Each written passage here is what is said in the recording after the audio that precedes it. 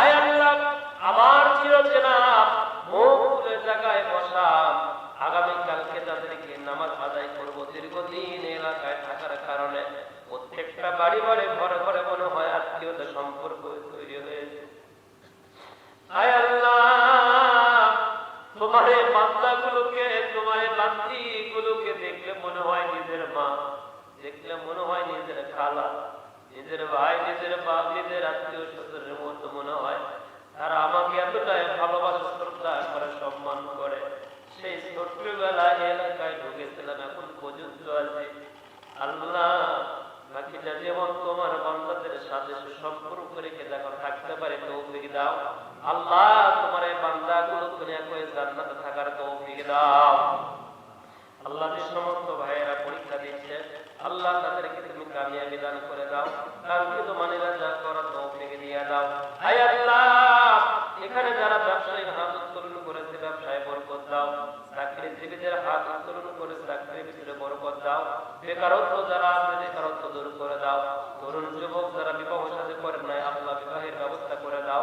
আল্লাহ যারা সন্তান হয় না মা বাবা হাত উত্তোলন করেছে সন্তানের আব্বা আম্মা হওয়ার তৌফিক দাও।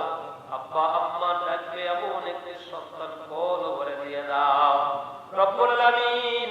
আয় আল্লাহ শফিক দোয়া দিয়েছে চাকরির জন্য, আল্লাহ ওর চাকরির একটা কনফার্ম ব্যবস্থা করে দাও। অনেকে অসুস্থতার জন্য দোয়া দিয়েছে, সে আজিলা কামিলা দান করে দাও। আল্লাহ অনেকে বিপদগ্রস্ত, বিপদ থেকে আহসান করে দাও। এই মাহফিলের আয়োজন করতে গিয়ে দীর্ঘদিন পর্যন্ত আমার রব্বানি ভাই, রিমন ভাই, সহমানিক ভাই, রফিকুল ভাই, হাকিম ভাই সহ যারাই চেষ্টা করছেন না অজানা আল্লাহ প্রত্যেকটা তোমার বান্দাদের নেক হায়াতে তৈয়বা দান করে দাও। আল্লাহ তুমি এই যুবকদের আল্লাহ কলিজা ভরা সাহস দিয়ে দাও, ঈমান দিয়ে দাও। আয় আল্লাহ দুনিয়ার সকল বালা মুসিবত দূর করে দাও। এই মসজিদের খতিব, ইমাম, মুয়াজ্জিম, সভাপতি, সেক্রেটারি, সাহেব সহ সবার ইজ্জত সম্মান বাড়া দাও। আয় আল্লাহ দূর দূরান্ত থেকে তোমার বান্দারা অনেকে চাকরি করে ভালোবেসে আমার অনেক কোরআন শোনার জন্য এসেছে। আল্লাহ দয়া করে তোমার বান্দাদের মরণে কাজে পূর্ণ করো, খালি হাতে কাউকে ফিরাই দিও না। আমার মায়েরা যে কারণে যে হাত উত্তোলন করেছে প্রত্যেকের নেক আশা পূর্ণ করে দাও। আল্লাহ প্রত্যেকের নেক আশা পূর্ণ করে দাও। আল্লাহ প্রত্যেকের হায়াত দারাজ করে দাও। গোপন রোগ জীবন দূর করে দাও। গোপন ভাইয়ের জামাই অসুস্থ আল্লাহ শেফায়ে আজিলা কামিলা দান করে দাও। ওর আব্বা ওর বিয়ের আল্লাহ কবর আযাব মাফ করে দাও। সুবহান রাব্বিকা রাব্বিল ইজ্জাতি আম্মা ইয়াসিফুন ওয়া সালামুন আলাল মুরসালিন রব্বুল আলামিন। আল্লাহ আমার সময় আল্লাহ ওর মনের নেক আশা পূর্ণ করে দাও। আল্লাহ নেক সন্তানের মা হওয়ার তৌফিক দিয়ে দাও। আগামী কালকের মাহফিলকে তুমি কবুল করে নাও। আল্লাহ তোমার বান্দা মওলা সাহেব অসুস্থ, আল্লাহ দয়া করে তোমার বান্দার হায়াত যদি শেষ হয়ে থাকে আল্লাহ দয়া করে তোমার বান্দাকে ঈমানের হালতে উঠায় নাও। আল্লাহ তুমি ঈমানের হালতে উঠায় নাও।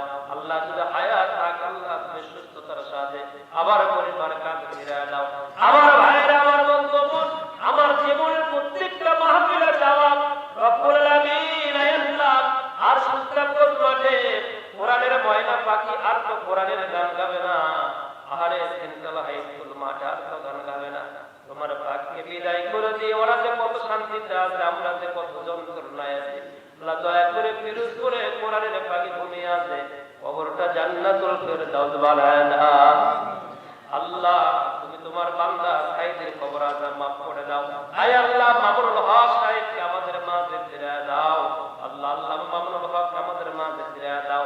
বাবুনগরে আম্মা আল্লামা আহমদ সাহেবের আল্লাহ কবর আযাব মাফ করে দাও।